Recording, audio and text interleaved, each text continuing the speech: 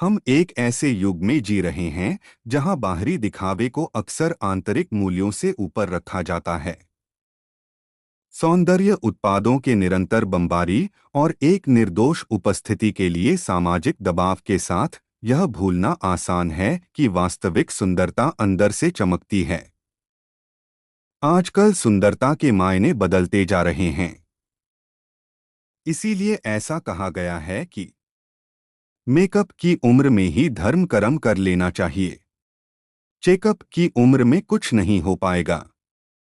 एक शक्तिशाली अनुस्मारक के रूप में कार्य करता है कि हमें उन चीजों को प्राथमिकता देनी चाहिए जो वास्तव में मायने रखती हैं: चरित्र, धर्म, करुणा और उद्देश्य। मेकअप की उम्र बाहरी दिखावे का पीछा। मेकअप की उम्र वाक्यांश एक ऐसे समाज को संदर्भित करता है जो सतहस्तर सौंदर्य शास्त्र पर बहुत अधिक जोर देता है। सोशल मीडिया के उदय ने केवल इस प्रवृत्ति को बढ़ाया है, क्योंकि व्यक्ति अपने परिपूर्ण जीवन को क्यूरेट करने के लिए और दुनिया को परफेक्ट बताने में लगातार प्रतिस्पर्धा करते हैं, सावधानी पूर्वक फिल्टर और संपादित छवियों को प्रदर्शित करते हैं। इस संस्कृति में मेकअप, फैशन और अन्य सौंदर्य संवर्धन आत्माभिव्यक्ति के उपकरण बनने के बजाय अक्सर असुरक्षाओं को छिपाने और अनुमोदन प्राप्त करने के साधन बन जाते हैं।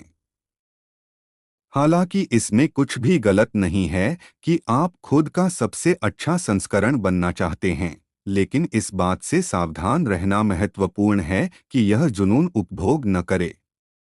जब हम अपनी बाहरी उपस्थिति को बेहतर बनाने पर बहुत अधिक ध्यान केंद्रित करते हैं, तो हम आंतरिक गुणों को उपेक्षित करने का जोखिम उठाते हैं, जो हमें वास्तव में बनाते हैं कि हम कौन हैं। जैसा कि प्रसिद्ध रोमन दार्शनिक सेनेका ने बुद्धिमानी से कहा, सौंदर्य केवल त्वचा की गहराई तक होता है। धर्म कर्म एक पूर्ण जीवन के लिए एक मार्ग है। शीर्षक में धर्म और कर्म शब्द आंतरिक मूल्यों और नैतिक आचरण के महत्व पर जोर देते हैं। धर्म का अर्थ है कर्तव्य, धार्मिकता या नैतिक दायित्व, जबकि कर्म का अर्थ है क्रिया और उसके परिणाम। साथ में ये शब्द एक ऐसा जीवन जीने की आवश्यकता को व्यक्त करते हैं जो अच्छे कर्मों, करुणा और दूसरों के प्रति सेवा पर आधारित हो। जब हम अपने जीवन में धर्म स्थापित करते हैं, तो हम कुछ बड़ा करने के लिए जुड़ते हैं। हम अपने कार्यों में उद्देश्य और अर्थ पाते हैं, और हम अपने से परे दुनिया में सकारात्मक योगदान करने के लिए प्रेरित होते हैं। यह बदले में तृप्ति, खुशी और आंतरिक शांति की गहरी भावना की ओर जाता है, जो बाहरी दिखावे से परे है। चेकअप की उम्र, स्वास्थ्य और कल्याण को नजरअंदाज करने के परिणाम। शीर्षक का दूसरा भाग एक चेतावनीपूर्ण नोट जोड़ता है। चेकअप की उम्र में कुछ नहीं हो पाएगा। यह अनुस्मारक है कि स्वास्थ्य और कल्याण को प्राथमिकता देना आवश्यक है, न केवल शारीरिक स्वास्थ्य बल्कि मानसिक, भावनात्मक और आध्यात्मिक स्वास्थ्य भी। जब हम अपने स्वास्थ्य की उपेक्षा करते हैं, तो हम अपनी भलाई के लिए गंभीर परिणाम भुगतने का जोखिम उठाते हैं। शारीरिक स्वास्थ्य समस्याएं उत्पन्न हो सकती हैं, मानसिक स्वास्थ्य पीड़ित हो सकता है, और हम जीवन के आनंद और उद्देश्य को खो सकते हैं। यह अक्सर तब होता है जब हम अपने शरीर की उपेक्षा करते हैं और उन गतिविधियों से दूर हो जाते हैं जो हमारे मन को पोषण देती हैं और हमारी आत्माओं को ऊपर उठाती हैं। संतुलन खोजना, बाहरी और आंतरिक सुंदरता को अपनाना। बेशक बाहरी दिखावे को पूरी तरह से त्यागना या शरीर की देखभाल से इनकार करना हमारा इरादा नहीं है, बल्कि हमें एक स्वस्थ संतुलन स्थापित करने का प्रयास करना चाहिए। बाहरी और आंतरिक दोनों तरह की सुंदरता को अपनाना चाहिए। हम अपने आप को तैयार करने, अपनी शैली व्यक्त करने और आत्मविश्वास बढ़ाने वाले सौंदर्य संवर्धन का आनंद ले सकते हैं। हालांकि हमें यह सुनिश्चित करना चाहिए कि इन गतिविधियों का उपभोग न करें या उन्हें अपनी आत्ममूल्य का आधार न बनने दें। आत्मदेखभाल की प्रथाओं को शामिल करना जो कल्याण को बढ़ावा देती हैं, महत्वपूर्ण है। इसमें पौष्टिक भोजन खाना, पर्याप्त नींद लेना, नियमित रूप से व्यायाम करना, प्रकृति में समय बिताना और उन गतिविधियों में संलग्न होना शामिल हो सकता है जिनका हम आनंद लेते हैं।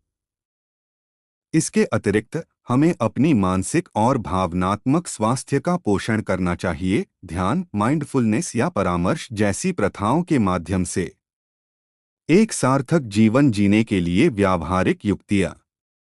यहाँ कुछ व्यावहारिक युक्तियाँ दी गई हैं जो आपको एक सार्थक जीवन जीने में मदद कर सकती हैं, जो आंतरिक मूल्यों, करुणा और उद्देश्य को प्राथमिकता देता है। मैं आपको बताता हूँ।